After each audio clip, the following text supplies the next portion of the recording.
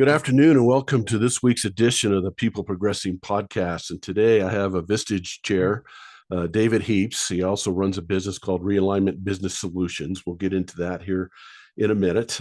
David's out of Seattle. Not sure if he's a Seahawks fan or not, but we won't hold that against him if he is.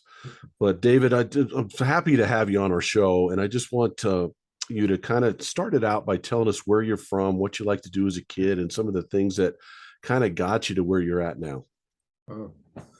I grew up in, thanks for having me, by the way. Let's see, I grew up in Salt Lake City, Utah. So just right in the middle of, Mormon land. Everybody, I came from a Mormon family. Everybody I knew was Mormon. Just kind of an interesting place to grow up. I was always kind of a sensitive kid.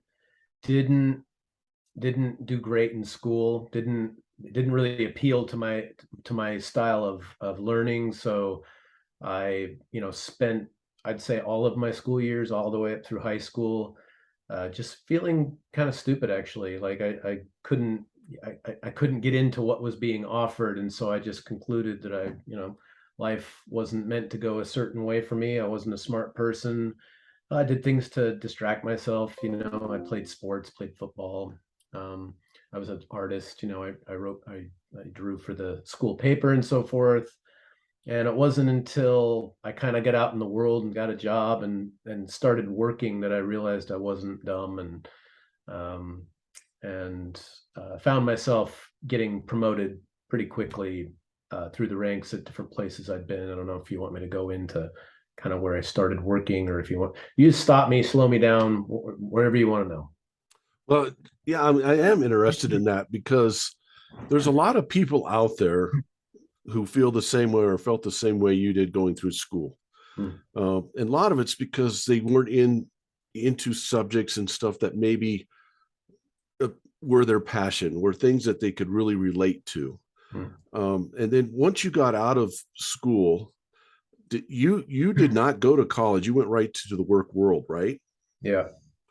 And when you did that and you started getting promotions and so forth, what was the kind of the aha moment for you in the fact that, hey, I'm not as dumb as I thought I was, or as stupid as I thought I was. I don't know if that's the right words.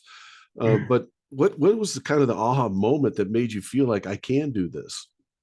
Gosh, I don't know if there was one in particular, but the first real job I got out of high school was working for a really big credit card issuer. It was, I don't even know if I should say the name of the company, but it was a really, really big credit card company. And I actually wanted to go to college because I thought, I think I can go to college. And so I got a job working the late shift, which I think started around 1 PM, and you work till 10 o'clock at night or something like that. And I was actually collecting bills for this, collecting past due cards for this company, and I wasn't doing very well at it. And oddly enough, I did take a couple classes at the community college, and one of my professors, I think I was taking a business class, for some reason took a liking to me and called me up after class, and I'd done something that he thought was interesting, and he asked me if I'd ever read this book. And it was 7 Habits of Highly Effective People, Stephen Covey. Mm-hmm. And I was like, no, it was new at the time, and I hadn't even heard of it. And so he's, yeah, you should read it. And I was like, oh, okay, yeah, I'll read it. And I really wasn't much of a reader. I think up until that point in my life, I had probably read 3 books. I could read, I just didn't really find it interesting. And this book kind of grabbed me and started speaking to me. And I started taking the lessons I was learning about listening to people, and I started applying it to my calls. And I started doing this amazing work collecting from people, because I was basically touching them in a deep way, and they were feeling heard and understand, which is not really the way you're taught to go about doing things. Mm-hmm. And so I ended up starting to do it really, really well and making money. And one day I got into work, and my boss said, hey, you're interviewing for a job today. And I'm like, what are you talking about? And they're like, well, we're starting a sister company and they're interviewing everybody. So they want you to They want you to go over and everybody's talking to them. So don't worry about it. You won't get the job. You're in the lowest level of collections. They're going to take like the cream of the crop. You're not it. So I'm like, oh, okay. So I just went into this thing completely relaxed because I'm not going to get this job anyway. And so I have no idea who I'm sitting in the office with, but it was, somebody who was higher, pretty high up in senior management. And then I think the department manager, if I'm not mistaken. And all the concepts from this book were just kind of fresh in my mind. They were really alive for me. And so the questions that they were asking me, there was just this natural kind of marriage between what I was learning and what they were asking. And I didn't know it, and I didn't find it out until about a year later, but I just blew them away with this interview. They ended up hiring me. And so my career ended up getting accelerated, like, 3-4 years worth of promotions was basically just handed to me. And I was in way over my head when I got there, and I knew it. But it was that first year of realizing that I could step into something that I knew nothing about, where I was in way over my head. And if I just stayed with it, there comes this point where you get over that hump and you actually know what you're doing.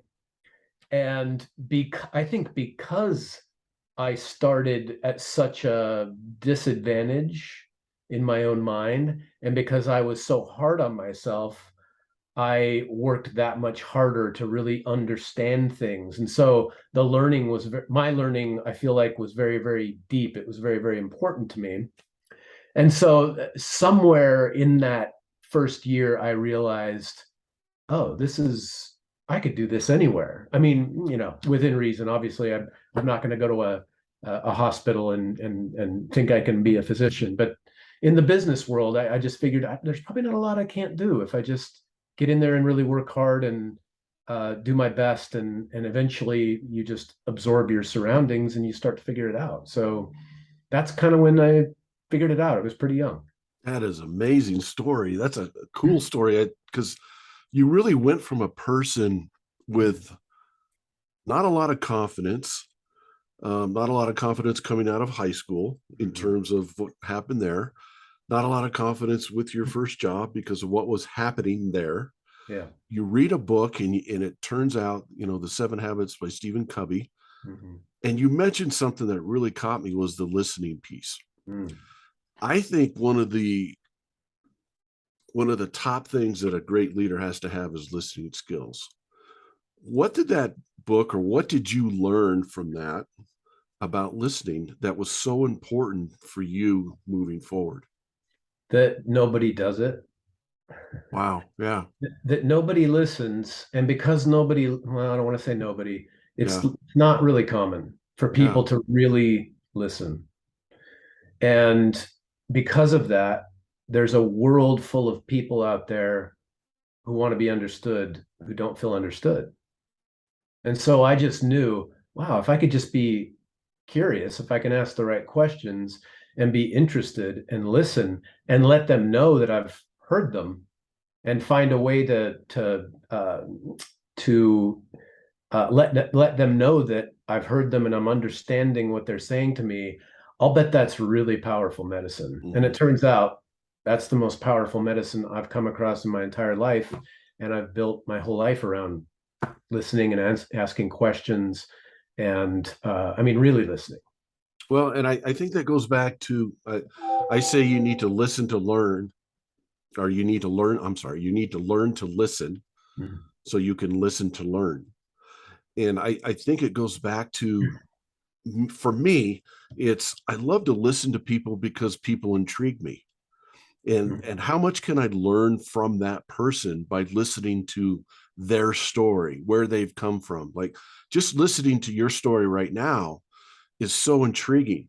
It's it's such a wonderful story, and we're going to dive into it even more. But listening is a skill. It's a lost art that I think a lot of people need to listen to what you just said and get better at it. And for me, it also helps you become really present with that person. Would you agree with that? Oh my gosh, yeah. Yeah, absolutely. I resonate with what you just said, because to me, I'm at a place where I don't have to try to listen. I mean, that's gone. I love listening to people because I learn things. They tell me things. All I have to do is ask a question, and this magic thing happens where things that they're thinking and feeling come out of their mouth and I receive them. And that goes into me and then changes me. Mhm. Like what is it? I'm getting chills just Yeah. saying that because it's such an amazing process. And I love it. I can't wait to hear the next thing they're gonna say. And and the great thing about it is I don't have to try to take them anywhere because so often people just learn more about what they think by saying it out loud to somebody. So I've realized that not only are they, not only am I listening to them, I'm actually hearing things out of them that they wouldn't be able to get out in any other way, but to Hmm. have somebody be the recipient of what they're sending. And so something happens within them that I can't completely explain. I just know it's magic. Well, and I also know this, that you have to have a heart for people. I think what you're explaining too is you love to listen to people because you love to hear their story, and then it kind of touches your heart, and then you want to go deeper. Yeah. And I think it's about getting people to reflect. I think a lot of times what we do as leaders is, especially as coaches, what we want to do is coach, right? We want to hear you say something and then jump in and start coaching, because that's what we're made out of. But what really needs to happen is we need to listen, and almost get to the person to coach themselves through it, to reflect themselves through it. And you can guide them through that. But if you don't listen to them and you don't really have, I guess, the mindset of, I really want to dive deep into what you're trying to say here, um, then I don't think you can get as deep as you want to with a person. I agree completely. And the only thing I would even say a little differently than what you just said was use the word you said you almost need to just keep listening. And I actually think that the coaching is asking questions and listening. Hmm. That is coaching. Hmm. Because if you're asking the right questions, because you can guide people with questions, right? Right. Yeah. And the gold, I mean, so I'm always fighting with myself, meaning I'm with the person and I'm working on being present and listening and doing all that, but I still have an ego. I still have another conversation going on the inside of me, and I want to be the one that part of me wants to be the one to point out the things so I can pat myself on the back and You're he right. can see me as the hero. and Right. and so I'm always working at not, I don't want to say suppressing that. I acknowledge it, it's Hmm. there, but refocusing my efforts and my energy into just asking the right questions, because my hope is that by asking the right questions and really listening, which allows me to ask even better questions, that eventually they will walk into the answer, they will walk into the truth for themselves. And there's nothing more powerful for a Hmm. human being than to walk into their own Yeah. answer, right? God, you explained that perfectly. That is so awesome. So let's get back a little bit to your story, and then we'll get back into that. You got me all fired up now. Um, so you went from there, and you did some other, you kind of climbed some ladders and so forth until you finally started your own company and stuff. Why don't you take us through that a little bit? Because I think there's a lot of people out there who really get, I don't know if the word is scared or apprehensive about taking that leap into doing their own thing, if that makes sense. So if you can take us through that little journey, what made you do that, that would be great. Yeah, it's not going to be as straightforward as you might think. So I'll just say that I stayed in the accounts receivables management business until I was about 35 years old. And at that point, I lived in Denver, and I was um, I was the COO of a medium-sized debt brokerage. So we purchase distressed debt, resell it, take a portion of it, work it in-house, and that we generate revenue that way, but it's also an effective sales tool when you're selling portfolios and so on and so forth. But I was pretty, without getting too graphic, I was pretty depressed. I was pretty unhappy. I was not, I was just not in a, I was not in a good place. And I would say I was, I'd been dealing with depression off and on, I would say since I was probably about 17. And I was definitely flirting with suicide off and on. And I was using alcohol to medicate, to numb myself. So I was very high functioning. It didn't affect me at work, but I wasn't in a great place. And so it was about the time I was about 34 years old that something, I used to live across the street from this really beautiful park in City Park. Yeah. Yeah. Mhm. And I was getting ready to just go have breakfast one morning, and I was getting dressed, and it was fall and it was beautiful, and I was going to walk across the park and go have breakfast, and I just felt so sick. And I went and sat down on the edge of my bed, and something just came over me and just knocked me down, and I just laid down, and I felt like I didn't know if I was having a panic attack or a heart attack or what, but it felt like something was sitting on my chest, and I felt this. I didn't hear a voice. It wasn't an audible voice, but it was this thing inside me that was basically just saying, you need to get out of this life right now, or you're never going to get out of it. And I knew what that meant. I knew I needed to find out what I was meant to do, and I knew I wasn't doing it. And so over the next year, I downsized my life. I got rid of the house and the cars, and I actually quit my job. And I had a crippling fear of poverty that was just running from. If I can just stack up enough cash and do this and that, I can stave this off. And I didn't want to live that way. I just didn't want to live that way anymore. And I could not see myself continuing to do this for the next 30 or however many years I still had to work. So I cashed in my safety net and basically put all my money in a checking account, and with the intention of quitting my job and having some experiences, but spending it down to nothing until I had nothing, and I had to face my fear of not having anything in this culture. Wow. Wow. And so I started off by going to, I quit and I took off and I went to India, and I spent several months traveling, and realized pretty quickly that my work was really at home in my own culture and facing the things I was afraid of. And so I spent a few years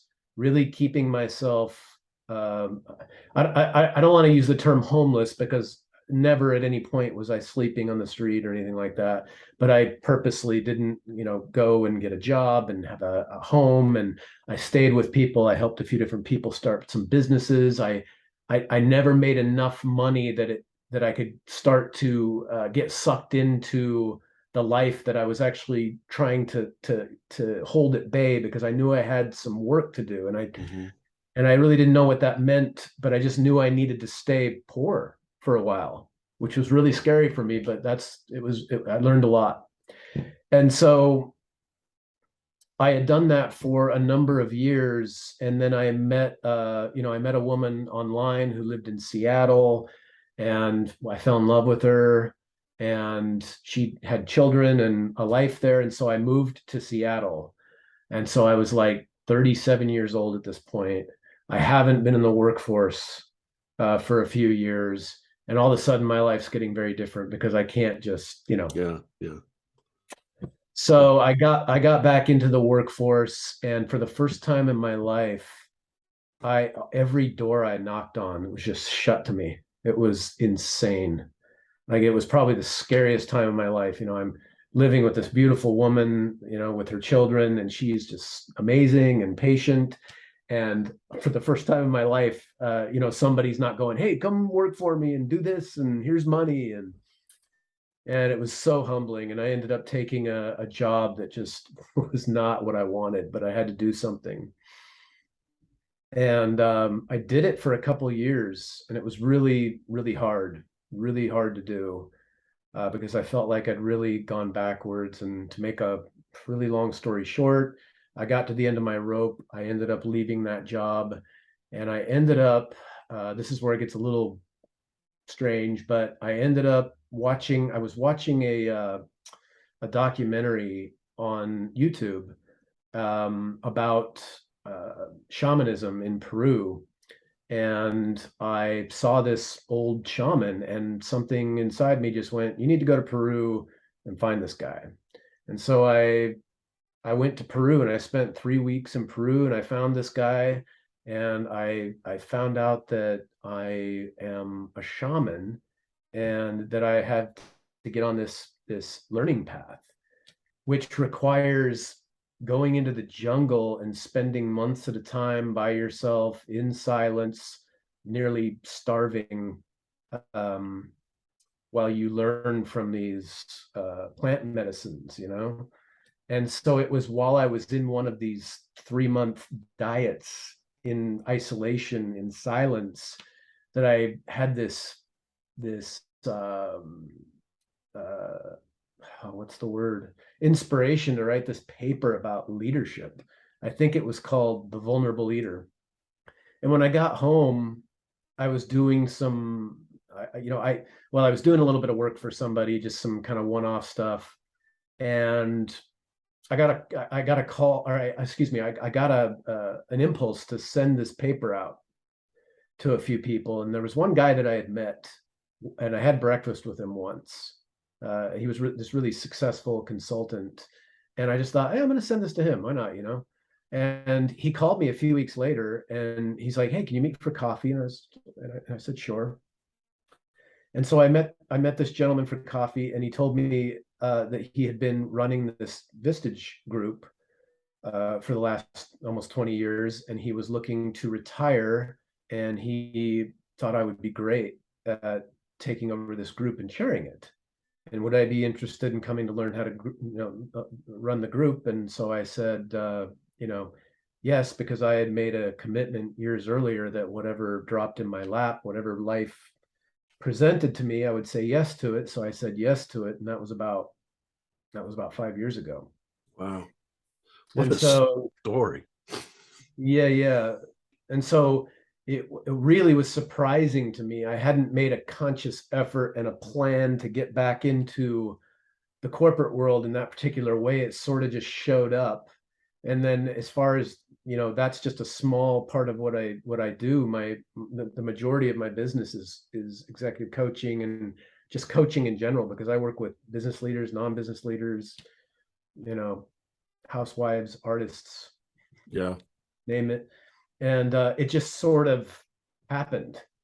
And I learned how to do it by doing it. But I would challenge you a little bit on it. Just happened. It just sort of happened because it happened. There were certain things in that story that you really went for it. I mean, it says you devoted more than 10,000 hours of silent isolation in the Amazon. Yeah. So it didn't just happen. You had to go do stuff like that to get to where you were. What was the biggest takeaway from that, from the Amazon part? Let's start with the Amazon part first. What was your biggest takeaway from that? That's just an incredible story to me. I don't know It's what awesome. I don't know what my biggest takeaway is. All I know is I am not in control. Right. That's Okay. the biggest takeaway. And so, when I decided to let go of the wheel and let whatever you want to call it, drive, that's when my life got magical. That's when the opportunities to step into different situations where I could use my deepest gifts started to materialize. And so it's really less about me going out and dominating and making things happen, which I very much want to do. And it was more about me being patient and allowing different things to wash up on my shore. And then when they do, take them and do my best with them. And that's sort of what my life has been built on since about 2008. I'm going to go back to David. You said that you had dealt with some depression issues. for quite a while, quite a long time. You did something about it. You quit your job and you quit your lifestyle and did those things. Have you had any of those depression issues since that time? No. Okay, and I want to dive deeper into that. Why do you think that is? Well, I think depression is well, I mean, I think it's many things and it's complicated, and I certainly don't want to, sum it up and oversimplify it because it's very complicated. But I believe that our bodies, our souls, if you want to use that word, they know what they want, they know what they need, and when we don't allow them to do the things that we're designed to do, because I do believe we all have a place that we fit. We all have a Mm-hmm. purpose. We all have something that wants to be expressed. None of us are a waste. Mm-hmm. And so I think the depression comes when you are not expressing. I want to be careful because No, I know what you're saying. there are other factors chemically and different things, Right, and right, I don't right, want right, to right, right. I don't want to say too much about that, but for a relatively healthy human being, I believe that if you are well, I think a lot of things, physical sickness, mental or excuse me, depression, are just symptoms of you not being aligned with who you authentically are and Mm. what you're designed to express as a human being. I want to ask you this question. How much did you diving into yourself and then coming out of that dive into helping and serving others play a part in your, I don't know if I want to say overcoming depression, because the depression might be there forever, who knows? But how much did that play a part in where you're at now?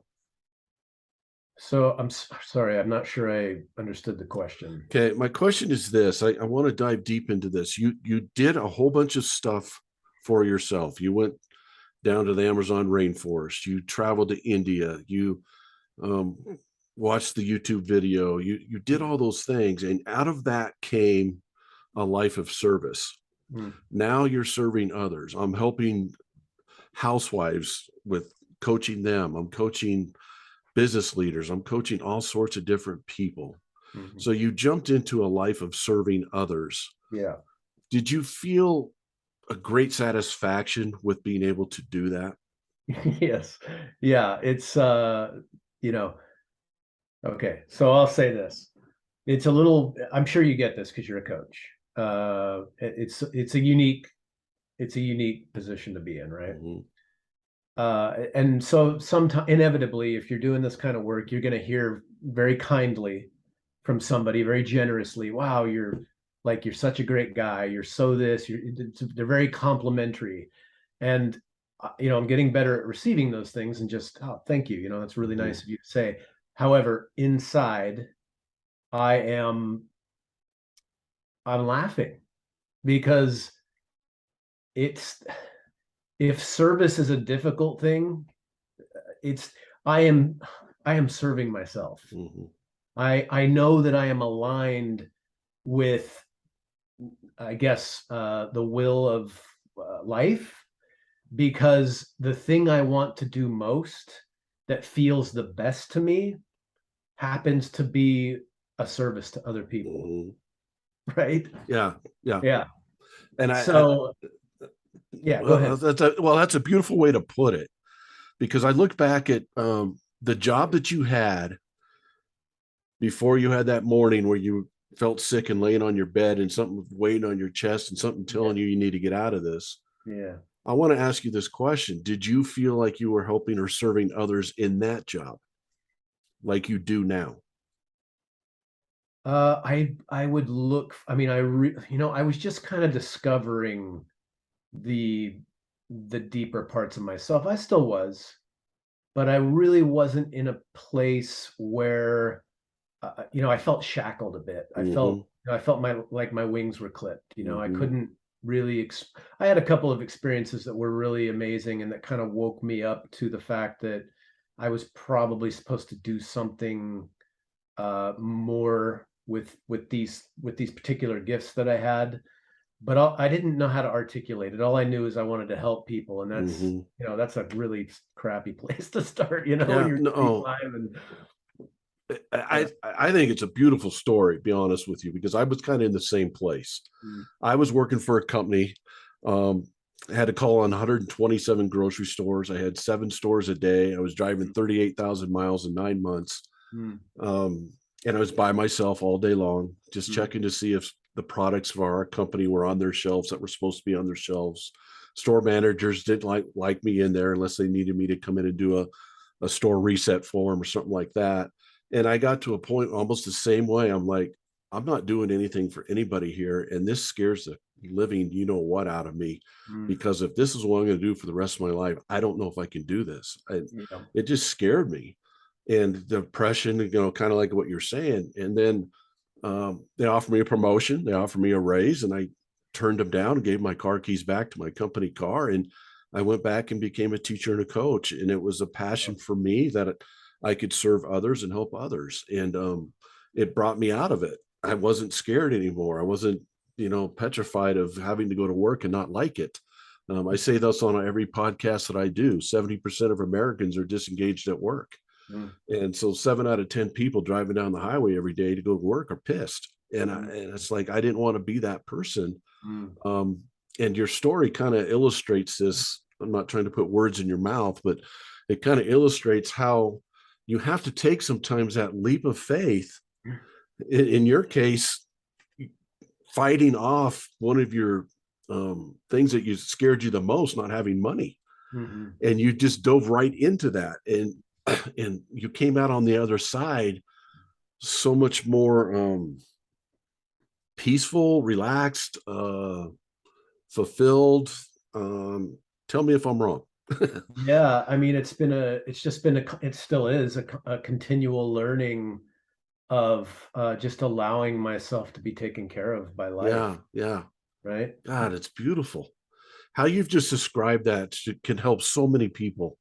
Um, I am just amazed at your story. I just love it. It's getting me all fired up here because I think I have a saying. I heard it. I think it was on Ed Milet's show.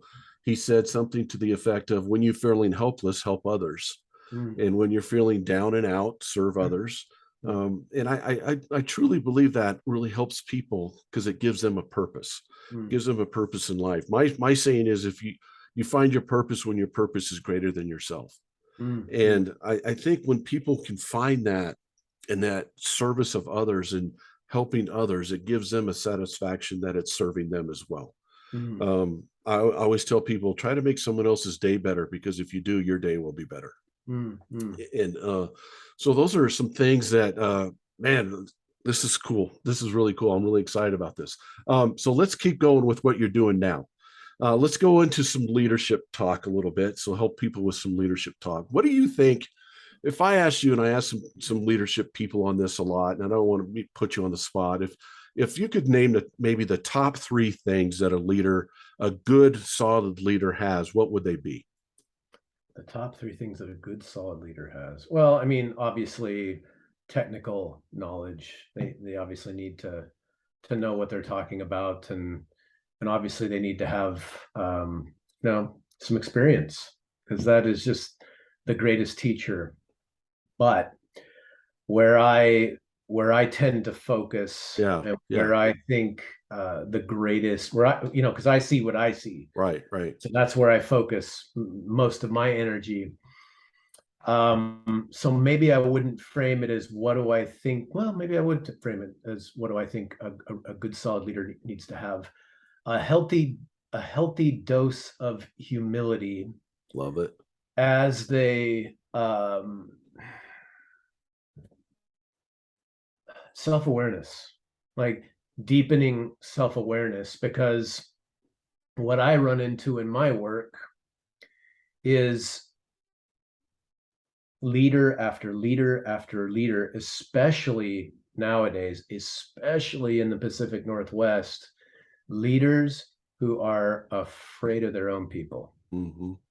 And they're only afraid of them because they're reflecting back to them the things about themselves they don't want to deal with, and they don't understand that. It's not like they're stupid. Mm-hmm. It's just that, our culture teaches us certain things and emphasizes certain things, but it doesn't really emphasize what I'm talking about. So, have these really skilled, technically skilled, very educated, brilliant in a lot of cases, business leaders who aren't able to influence their people the way they need to Mm-hmm. because they're afraid of them, when really they're not afraid of them, they're afraid of themselves with them. Wow. And so they spend so much energy avoiding their people, and they can sell themselves all kinds of stuff like, I'm so busy and this isn't worth it and that's not worth it, and I've got these fires I've got to put out, and just all the things they can tell themselves. But really what they're afraid of, and this is what I find for most leaders, leaders deep down believe they are powerless, and they don't want to deal with that reflection that they get with the people who are sitting in front of them looking to them for leadership. So they end up being helpless. Yeah. you know and so, when I come in, that's, 9 times out of 10, I'd say that's where we begin is, why are you afraid to sit down with this member of your team and have this conversation? Because for most people, there's two poles. It's either ignore them or fire them. Like, whoa, what about the rest of the bird? Yeah. There's all this space in between Right. to develop a relationship. But if you want to, but to develop a relationship, you have to be vulnerable. You have to ask questions and get answers that you don't necessarily know what to do with.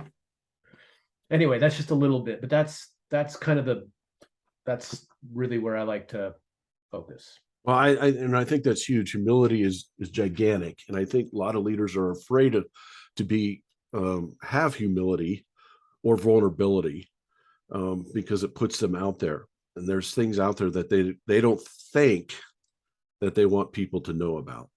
And realistically, if people knew about them, it would make them more real, Yeah. and they could have more influence on people because they're being real with people. Oh yeah. Right. If I can trust you and saying stuff to you that people don't know about me or whatever, Mhm. now all of a sudden we have a relationship that's even deeper. Yeah. Man, that's really deep. I read something you put down. You said this: if we view a leader as a house, I find most have pretty solid foundations, educations, as well as fairly sturdy walls and roofs experience. Mhm. These are two important and foundational components to be sure. That said, it's also my experience that there is a third, often ignored dimension from which most significant leaps forward in leadership evolution tend to spring. Though challenging to discuss, this third component begins not only with identifying where you are or where and how you're standing in your own way, but why. This is never as straightforward as one thinks. Is that kind of what you just explained there? Yeah. Yeah. It's just because what you believe about yourself is everything, because that determines how you act on your environment, how you work in your relationships, what you believe about yourself. And it's not a conscious thing. We all have these beliefs about Right, ourselves, right. and it determines everything. And there's a lot of people that can hide a lot of those things pretty well and Like all of us. put it, yeah, and put on it, yeah, and put on a good show. Yeah. Yeah. I have a thing too. It's when you're talking about leadership, how much you emphasize empathy with leadership?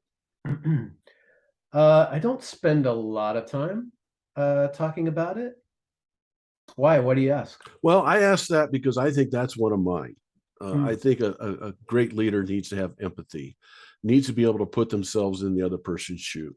mm, What I find a lot in leadership is this: as a leader, we are asked to make difficult decisions on a daily basis. mm, And the way I look at that is every decision we make usually affects someone negatively mm. and positively. Sure.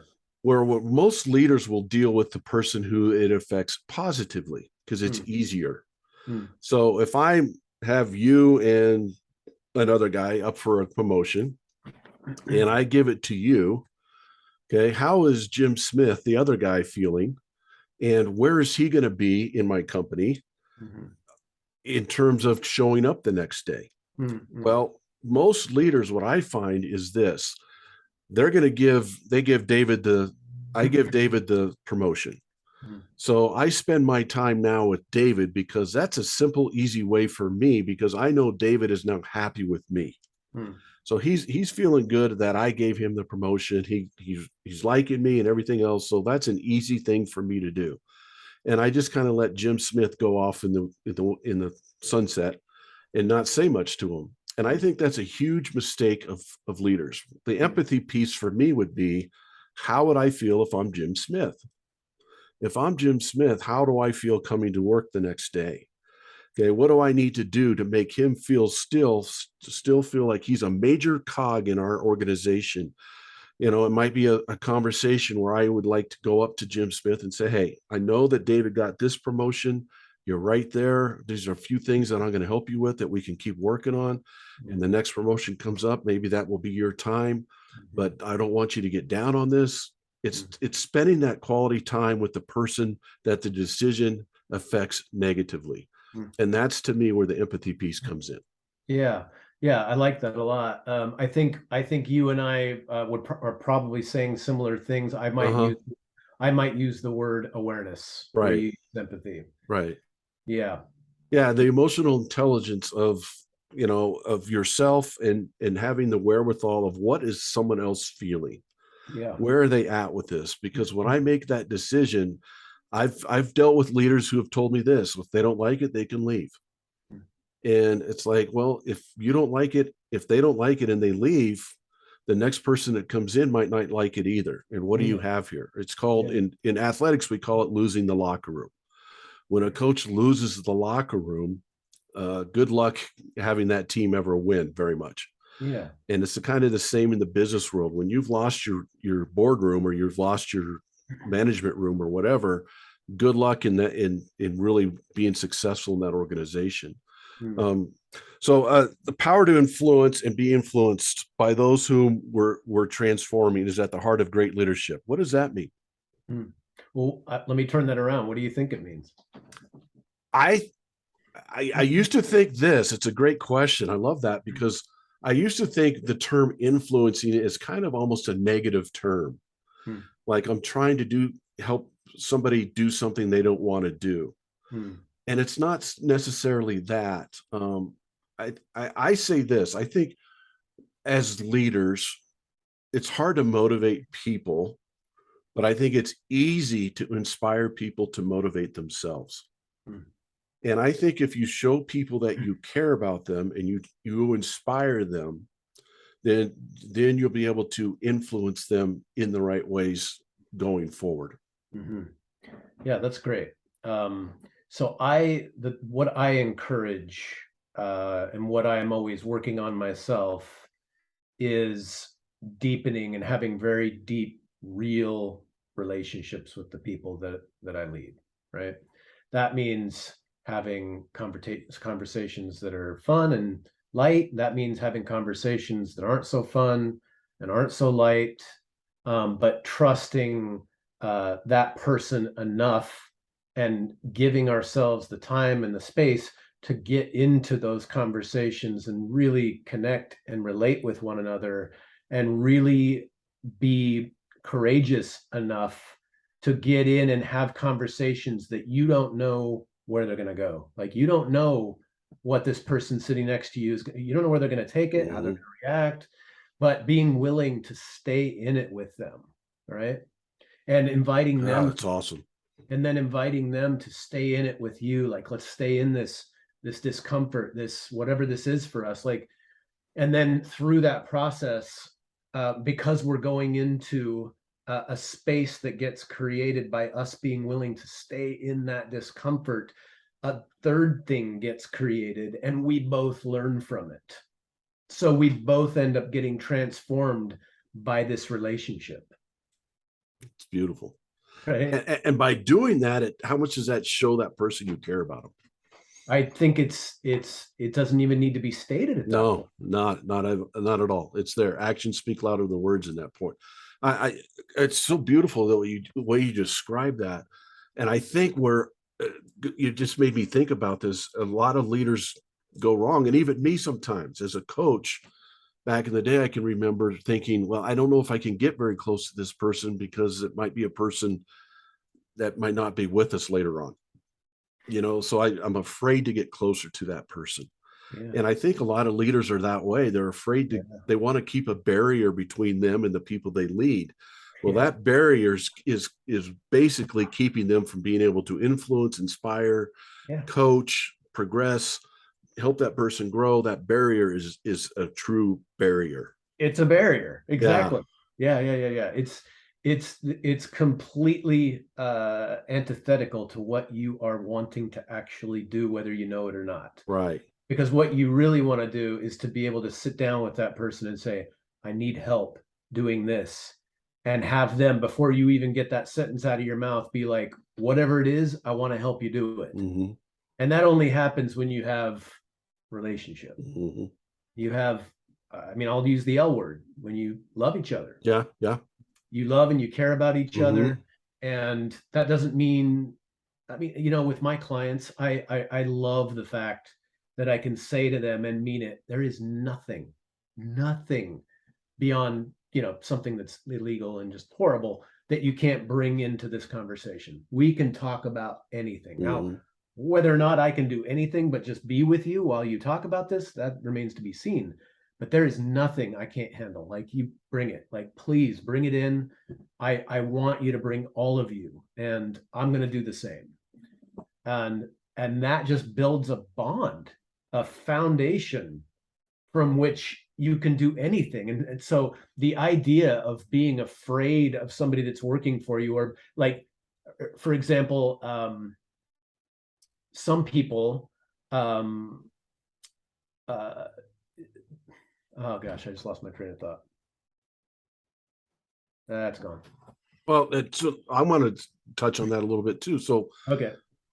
are you coaching your people to have that same kind of relationship with the people that they're leading in their business? Encouraging them to, yes, Yes. absolutely. And they're all at different Right. comfort levels with it. Some really sensitive, some on the other end of that are not as sensitive and have a harder time with it. But yeah, that's I think that's awesome. I have a thing. I one of my ex players. I had him on my podcast. He's an Army Ranger, and he has his own platoon now. And I just talked to him the other day. Actually, he called me. He said I need some Coach White time, and that made me feel pretty good.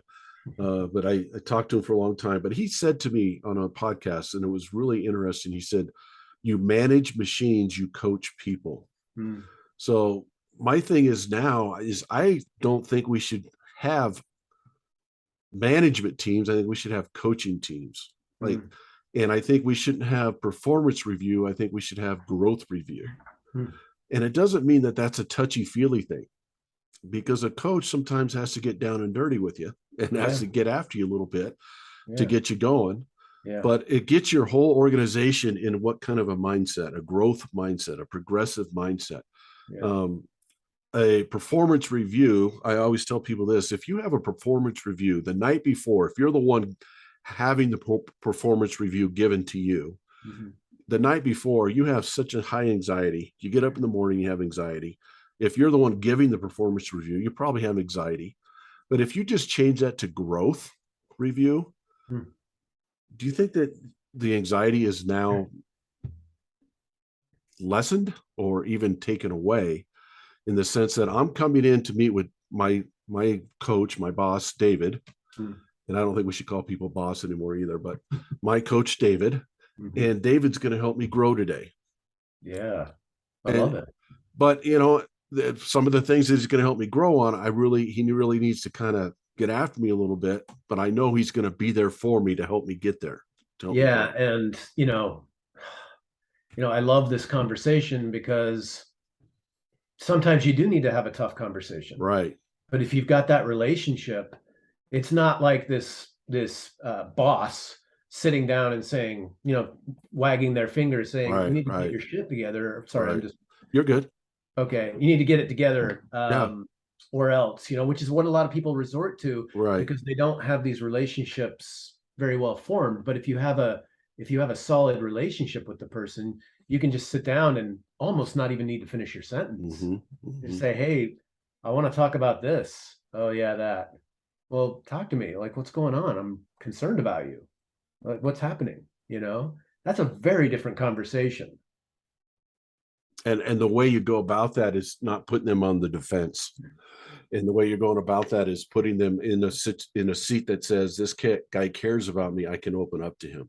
Yeah, because if first of all, if somebody's in that seat, then I know they want to use EOS terminology. They get it.